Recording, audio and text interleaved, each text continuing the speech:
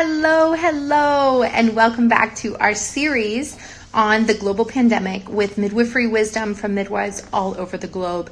It's so exciting to hold space for these epic healers, light workers, beautiful people to be holding space in all of their communities around the world. We've already heard from midwives in Italy and in Australia, in Indonesia, and India, in Iran, and there's many, many more to come. I just connected with a midwife in Mexico who hopefully will come on and share with us tomorrow.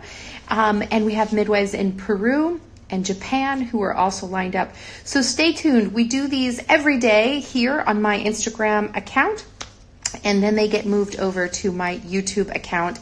And both of those are at Art of Birthing. So today we get the pleasure of speaking with a midwife in the Netherlands and hearing about how it is happening, what's happening there for them with the pandemic. So let me see if I can bring on that midwife. Let's see. Here she is.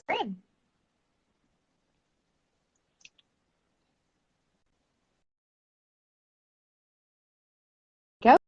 It's doing its thing. Thank goodness for technology, right? Let's all just say a prayer for how amazing it is to be connected in these crazy day and times and realities and the disconnection, the social distancing. And yet, imagine if this were 1918 with the Spanish flu. We would all be trapped at home with books. Maybe. Instead, we get to be connected. Hello, hello. I don't quite see your picture yet. Is your camera turned on? Oh. Yeah, I see myself, so what I should do to make it more visible? I don't know. Well, I can hear you. With that for now, for the past years, and now with the corona up here, yeah, there are a lot of things going on. We have the KNOV, that's the how you say that, over the country, who figures out everything, and where the midwives are all gathered together actually. And we have the regional. We have also groups, and now there are a lot of meetings nowadays, mostly also by phone and by video calls. Yeah. And as now, just yesterday we heard, for example, that the polyclinical deliveries in hospitals are not going on anymore. So from tomorrow on, we're not allowed as midwives from the first line to do deliveries in the hospital. So they're going to be special teams to do the deliveries there. And so we try actually even more to do as much home birth as possible. I see. So is that the recommendation from your government? Now, the recommendation from the government is mainly to have as less contact as possible. So now it's to see, because there's a lot of, it's really, all the pregnant ladies are worried also, for example. So we need to fix this as much as possible. There was quite a lot of fear because the hospital was far away now. So women choose to deliver in the hospital more often, and now it goes back. So now they choose even more to do the deliveries at home. So what we're seeing this all over the world. It's amazing, the shift to home birth being normalized. It's really fascinating. Tell us what that looks like. That might be a good thing, eh? I know, it might be amazing. Yeah. So what's happening for you in your practice? Now, in my office, we, for example, last week we started to make calls at first for the consultations, because we also there we want to have as less possible contact as contact as possible. So what we do now is we schedule them. We talk to them in front of the consultation to ask if they have questions and put everything in the papers. And then they come to the office and we have a quick examination actually. And then we put that in. It's 2 or 3 minutes, not longer. Right. They come alone, no kids, no husband, no none actually next to them. And if they have any signs of a cold, of coughing, or something else, they are not allowed to come. So what we try to do also is to get one or two midwives who only do the corona, possible corona clients, but also when they have this, it's the best thing to do to send them to the hospital, because they are all the rooms there are created for the corona people. Right. Now, next to that, we have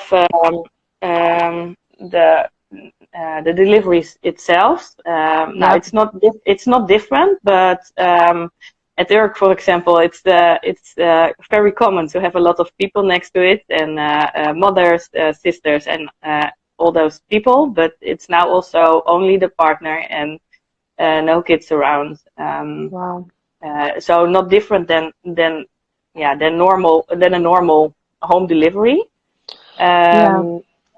What we do have next to that, there's a lot of offices are looking for protection stuff. So clothes, mouth things, everything we need. Masks, yes, exactly. So and that's a short of it. Everyone is looking on Facebook. Where you look, they're looking for protection clothes. So now we almost finished ours. I will show you, because now all of my colleagues, we have a box with some stuff in it. Also the how to put on the clothes and to take it off. And now with all the things we need, if it's possible to use them, or if it's necessary to use them. I see. Wow. Well, I think this is becoming a global shortage, actually. And China hasn't begun shipping their supplies. They've been keeping them for their own, pandemic that they have.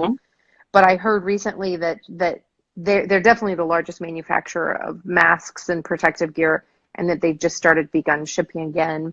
I also heard that there's a company in England that has been tasked with making respirators now, that used to be a car manufacturer. Is that happening in the Netherlands at all, that they're changing even business production lines or anything? No, not that I know about. That's of course it's working hard to get as much as possible, and everyone is helping everyone. But I don't know exactly if companies are working even harder to make this. There are, for example, videos how to make a mask. But that's not, that's nice, but they're not suitable. Right. Yeah, in the end, they just cover your face. They don't actually filter anything. It's cover your face to touch your lip or your nose or whatsoever, but it's not against the virus, actually. No, it's not filtering. No. Yeah. Well, so how are you preparing for maybe increased patients? Do you have enough equipment? Do you have enough supplies? What is your office doing? Now, if you now let's say it this way, we only do the first line patients. So if only if there's the normal birth, actually we do. Healthy and low risk. So the healthy, yes. Yeah, the low risk birth. So if there's anything wrong, they go to the hospital anyway. So it's not like we get an increased amount of people. Yeah, maybe in 9 months we will. But you don't think so? No, I don't think so, because it's still is an area thing. So there are a lot of first line offices in the country.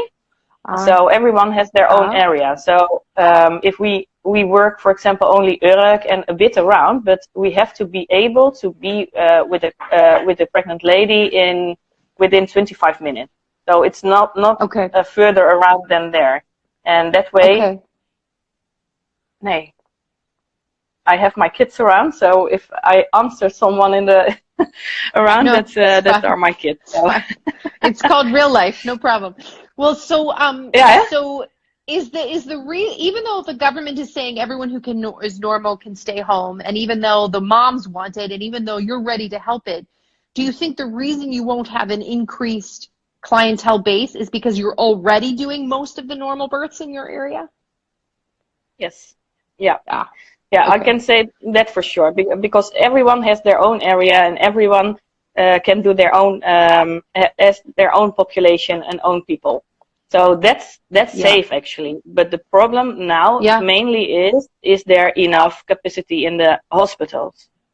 So if, Right. for example, if you go a bit south in the country, there are a lot more corona patients than we have here. So Right. now, what I heard yesterday is that people from the hospitals in the south are already going to the hospitals in the north. And Oh. a colleague of mine who also works in the hospitals, he said now we are working to divide the place he works in two sections. One for the corona patients and one for the normal birth with people who don't have any signs of corona. Wow. Wow. Now, now it's also a bit of a question. For example, with the bath deliveries, Yeah, the water birth. Yeah, only we've been having the same questions. What have you determined around water birth? now, so far, the question is if the corona is also by in what way it's transferred, huh? Yeah. So Right. is it We have the same question. also by mixture, or is there any does it go through defecation?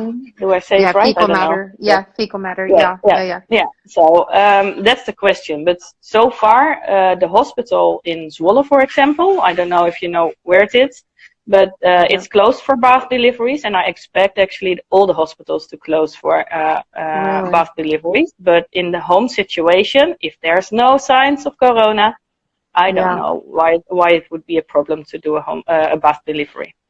Yeah, water birth. Yeah. Yeah. Yeah, it's a question we're having here in the US too, and in Canada, where water birth is actually more common in hospitals than it is in the US. I've been hearing this question because the question is, of course, if fecal matter is a vector and if we're actually putting the midwives at risk by continuing to do water births. But personally, without symptoms, you don't feel like protectively that's a good idea to eliminate that. I think the same. Okay. Yeah. Okay. Good to hear. So yeah, Yeah. it's a lot going on around. I see, and So much. yeah, it's really a lot. And we also take a look around, of course, and what's happening in Italy and where Yeah. it's most. I heard also a bit about yesterday what the midwife was saying, what the colleague was saying there. Yeah. It's kind of chaos, huh? Yeah, It feels really. like. All over the world. Yeah. Yeah, it's really unprecedented times. Do you know the numbers, the statistics in your community? You do. You mean by country or only my community? Either one, whatever you have. Yeah. Now I was looking yesterday on the website from the country, and they had the map actually there. Now, if you look to the south, it's really bad actually, and if you go around my area, it's not so much so far. But I expect, yeah, what to expect? But I expect it's going to be worse everywhere. Yeah. Yeah. I mean, Is your if government you, preventing travel and schools closing and businesses closing like elsewhere in Europe? yeah, the schools Yeah. are closed from this week on. Okay. And they advise to stay inside the home as much as possible. But what you see is still people think it's not that bad. So, Right. for example, in the village where I live, in the city where I live, Yeah. the market was going on yesterday. So I was really surprised at Really? how, and Yeah. because that's the one thing you don't want. And Yeah, the the food kids, market. Yeah. Yeah. yeah, the food market, yes. So yeah, and the shops are open, and they're normally open. Right. Yeah, you need food in the end. Yeah. Yeah. But it's advised also to take no kids. Just come alone and don't be there too long. Just go do your shopping, then go back. Yeah. Yeah. Yeah, Yeah. The sports schools social are part closed. of it. Yeah. Yeah, it is. Yeah, and Yeah. now it's a homeschooling. Schools are Yeah. working also really hard to get the kids Support. to stay. Yeah. Yeah, to support the kids and Yeah. oh yeah. Yeah. Yeah. I saw a meme on Facebook today that said, finally, home birth and homeschooling are mainstream and normal. Yeah. It made me laugh. I was like, Yeah. yeah, basically everything that was fringe is now becoming mainstream. Herbal medicine, Yeah. homeschooling, home birthing. Yeah, it's pretty, Funny, yeah. It has a funny side also. it's very funny. And then, of course, the more amazing kind of global side effect is that waters are running clear in Italy, in Florence. They can see fish and birds are returning. Yeah. And in Beijing, they can see blue skies, and big, giant, bustling cities are silent so they can hear bird song. And of course, families are together. So there's this crazy side benefit of everything. Yeah, it is. That we can really appreciate. It's really incredible. Nothing like it. I mean, I can't think of any time in the entire history of mankind where the entire planet was involved in one consciousness experience. No, that's true. It's amazing. It's shocking. It's scary, but it also when we get used to it, probably we don't want to go back anymore. I know, right? We might have systemic change. Our whole societies might shift. Wow. Now, what I see now, it's people are working so hard. For example, yesterday I was seeing a movie from a midwife in the south of the country. People are trying to encourage each other. Oh, it was really nice. It was please take half an hour a day for yourself to relax, to come to yourself and to not get overworked, because if we get corona, we are not allowed to work anymore. But if we are overworked, we can't work also anymore. So that's also the message. Take care of yourself also. That's so important. So important. I feel the same way. I've been saying the same thing. And of course, we have the very, very sad story from Iran, from the Iranian midwives. Two of their midwives have died from corona. And the midwife reporting said it was because they were so overworked, they had no immune system to fight. So it's really real that if you don't put the oxygen mask on yourself, you can't help others. So yeah, keep taking good care of yourself, take breaks, self-care, time with your family, good food and nutrition. Today I'm actually publishing a little video about how to make some good, healthy home remedies for your immune system for this exact reason. So midwives really remember to take care of themselves. Nice. I'm so glad that that's happening in your country too. Well, so will you tell us, you've been practicing for a couple of years in that country. Obviously you have a lot of experience. Do you have any tips or techniques, any ideas, protocols midwives should be following? We talked a little bit about the water birth. Anything that you're aware of that your government is recommending or your midwifery organization is recommending? Around corona or just in common? Yeah. I mean, corona is kind of the main focus, but you can share anything you want. Yeah, I understand. Now, we have a protocol, and the protocol it's continuously changing. So I can almost say every hour I get something new on my telephone. Right. For the prenatal care, if people come for consultations, for example, we also now the intakes we do by phone, for example, and the time between intake, normally we see them around 13, 14 weeks again. Now we do if they have the ultrasound for determine to get determined right, they do the tension, the blood pressure, and then we see them with 16 weeks again. And the same for the 20 weeks ultrasound. It's also not for us. It's for the office who does that, and also take the blood pressure there. And then we see them again with 27 weeks. So the time in between is getting longer. It's getting longer. And I don't know. I told you about the bath delivery I did a couple of weeks ago, 2 weeks ago. It was just before everything started. And in the end, I was saying, okay, this woman was really coughing. So I expect myself to get coughing also and this and that. It didn't happen, luckily. But I can only say take care of the signs for yourself. Take care of yourself.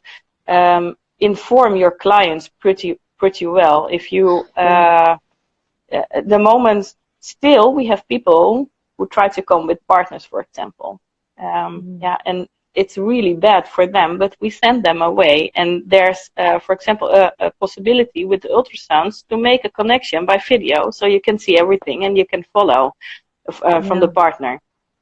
So, but it's so interesting, right? Because we're trying to protect the birthing mother. We're trying to protect the rest of the family, but we're also trying to protect all the healthcare workers. It's such a bizarre, like social isolation. It's so different than the mindset we usually have.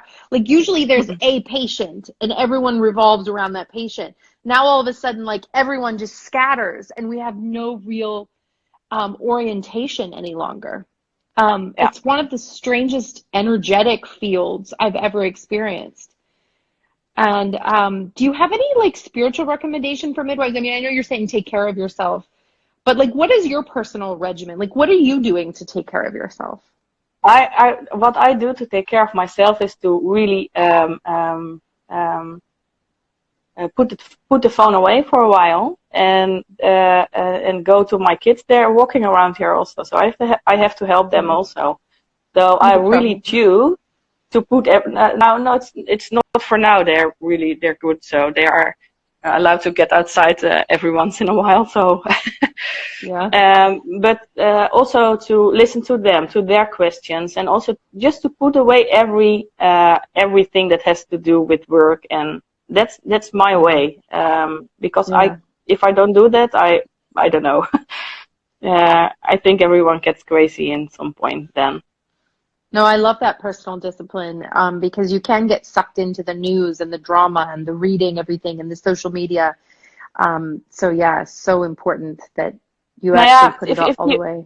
Yeah. If we listen to everything in a normal situation, midwives in the Netherlands, they work in the first line, because it's not after that they're overworked or the stress level is too high. So if that's already happening in 7 years, what would happen now? So I was a bit older when I became a midwife, but I learned already from the life experience. So you need rest in between. It's not possible to go on and to go on. Yeah. Thank you for reinforcing that. That's so important. Love that. Well, do you have any parting news, advice, anything else you want to share with the midwives around the world? Oh, don't let yourself get crazy. Yeah. And the news you hear, it's all the bad news you hear. That's also good news. People survive Corona. Let's keep in mind that people learn how to give birth at home again, because that's so nice. Yeah. It's getting also some confidence again in that part. And we don't do it alone now. We're all together, mainly. And in Netherlands, that's a really big thing. You are a midwife in the first line. You're pretty much alone all the time. You do your shifts, you do your consultations, and you do the meetings. Then you see your colleagues, but most of the time you work alone.